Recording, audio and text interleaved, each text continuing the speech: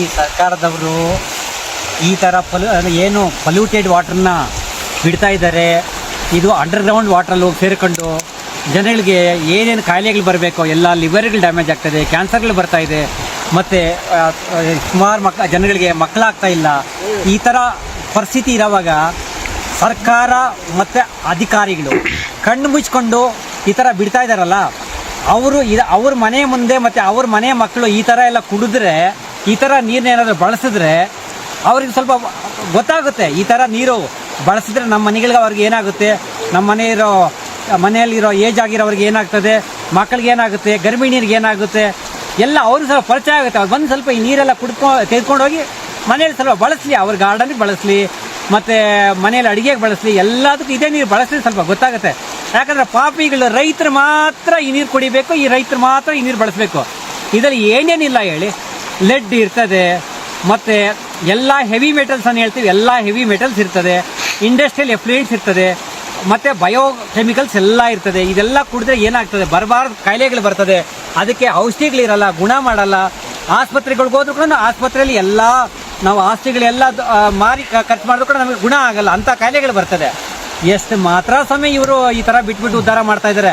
ಸರ್ಕಾರ ಹೇಳ್ತಾ ಇದ್ದಾರೆ, ಮತ್ತು ಏನು ಗ್ಲೋಬಲ್ ವಾರ್ಮಿಂಗ್ ಅಂತ ಹೇಳ್ತಾರೆ, ಪೊಲ್ಯೂಷನ್ ಅಂತ ಹೇಳ್ತಾರೆ, ಸುಮ್ಮನೆ ಪ್ರಚಾರಕ್ಕೆ ಮಾತ್ರ ಮಾಡ್ತಾರೆ. ನೀರಿದ್ದಲೇ ಈ ಕರ್ನಾಟಕ ಸರ್ಕಾರ ನೀರಿದ್ದರೆ ನಾಳೆ ಕಾರ್ಯಕ್ರಮ ಮಾಡಿಬಿಟ್ಟು ಇದನ್ನ ಸಿದ್ದರಾಮಯ್ಯನವರು ಮತ್ತು ನಮ್ಮ ಎಲ್ಲ ಮಂತ್ರಿ ವರ್ಗದವ್ರಿಗೂ ಸ್ವಲ್ಪ ಇದನ್ನ ಪ್ರಚಾರ ಮಾಡೋಕ್ಕೆ ಹೇಳಿ ಸಮಯ. ಇದು ಬಂದು ನೋಡಲಿ, ಅವ್ರು ಕಣ್ಣಾರೆ ಸ್ವಲ್ಪ ನೋಡಲಿ. ಮತ್ತು ಪೊಲ್ಯೂಷನ್ ಕಂಟ್ರೋಲ್ ಬೋರ್ಡು ಏನು ದಿನ ಅವರು ಏನಂತ ಕಳೆಕಾಯಿ ಬೀಜ ತಿಂತಾ ಇದ್ದಾರೆ ಅನಿಸ್ತಾ ಇದೆ. ಇದೆಲ್ಲ ಹಿಂಗೆ ಹೋಗ್ಬಿಟ್ಬಿಟ್ಟು ಪಾಪ ಅವರೇ ಕಳೆಕಾಯಿ ಬೀಜ ತಿಂತಾರೆ, ಅವರು ಗೋಡಂಬಿ ತಿಂತಾರೆ. ಇದನ್ನೆಲ್ಲ ಯಾಕೆ ತಿಂತಾರೆ?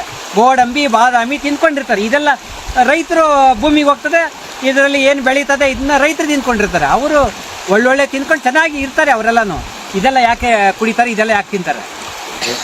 ನಮ್ಮ ಸರ್ಕಾರಗಳಿಗೆ ಎಷ್ಟೇ ಅನುದಾನ ನಾವು ಕೊಟ್ಟರು ಟ್ಯಾಕ್ಸ್ ಮುಖಾಂತರ, ಅವನು ಕಂದಾಯ ಇಲಾಖೆ ಕೇಳಿದ್ರೆ ಸೊಮ್ಮೆ ನಿಮ್ಮ ಕೆರೆ ನಾವು ಮೈನರ್ ಇರಿಗೇಷನ್ಗೆ ಬರ್ತದೆ, ಮೈನರ್ ಇರಿಗೇಷನ್ ಕೇಳಿದ್ರೆ ನಾನು ಕೆರೆ ಸ್ವಚ್ಛತವಾಗಿ ಇಟ್ಕೊಂಡು ನಾನು ಸೈಡಲ್ಲಿ ಕಾಲುವೆ ಮಾಡಿಬಿಟ್ಟು ಕೆಳಗಡೆಗೆ ಬಿಟ್ಬಿಟ್ಟಿದ್ದೀನಿ, ನನ್ನ ಕೆರೆನ ನಾನು ಹಚ್ಚ ಹಸಿರಾಗಿ ಇಟ್ಕೊಂಡಿದ್ದೀನಿ ಅಂತ ಹೇಳ್ತಾನೆ.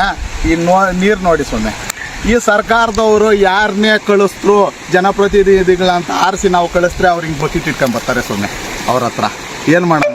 ಅವ್ರಿಗೆ ದುಡ್ಡೊಂದೇ ಬೇಕಾಗಿರೋದು.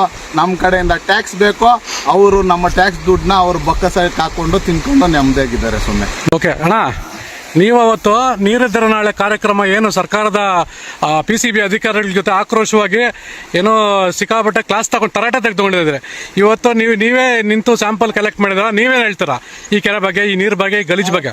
ಅವತ್ತು ಪೊಲ್ಯೂಷನ್ ಡಿಪಾರ್ಟ್ಮೆಂಟ್ಗೆ ನಾವೇ ಈ ನೀರು ತಗೊಂಡೋಗಿ ಟೆಸ್ಟಿಗೆ ಕೊಟ್ಟರೆ, ಮುತ್ತನಲ್ಲೂರು ಕೆರೆ ಹಾಳಾಗಿರೋದು ಚಂದಾಪುರದಿಂದ ಬರ್ತಾ ಇರೋ ನೀರಿಂದ ಅಲ್ಲ, ಮುತ್ತನಲ್ಲೂರು ಚರಂಡಿ ನೀರು ಏನೋ ಅಲ್ಲಿ ಗ್ರಾಮಸ್ಥರು ಬಳಸ್ತಾ ಇದಾರಲ್ವಾ, ಏನೋ ಪಾತ್ರೆ ತೊಳೆಯೋದು, ನೆಲ ಉಜ್ಜೋದು, ಸ್ನಾನ ಮಾಡೋ ನೀರಿಂದ ಕಲುಷಿತ ಆಗಿಬಿಟ್ಟಿದೆ ಅಂತ ರಿಪೋರ್ಟ್ ಕೊಟ್ಟಿದ್ರು. ಅದಕ್ಕೆ ಹೇಳಿದ್ದೆ ನಾನೇ ಶಾಂಪಲ್ ತಂದು ಕೊಡ್ತೀನಿ ರಿಪೋರ್ಟ್ ಮಾಡೋದಕ್ಕೆ. ನೆಕ್ಸ್ಟ್ ರಿಪೋರ್ಟ್ ಏನು ಕೊಡ್ತೀನಿ ನೀನೇ ಕೊಡು ಅಂತೇಳಿ ಅವ್ರಿಗೆ ಹೇಳಿದ್ದೆ ಅವತ್ತು. ಇವಾಗ ರಿಪೋರ್ಟ್ಗೆ ಶಾಂಪಲ್ ತಗೊಂಡು ಹೋಗ್ತಾ ಇದ್ದೀನಿ. ಇದರಲ್ಲಿ ರಿಪೋರ್ಟ್ ಏನು ಬರುತ್ತೆ ನೋಡೋಣ, ನೋಡ್ಬಿಟ್ಟು ಆಮೇಲೆ ಅವ್ರಿಗೆ ಏನು ಕ್ಲಾಸ್ ತಗೋಬೇಕೋ ತಗೊಳ್ಳೋಣ ಆಮೇಲೆ ಮುಂದೆ.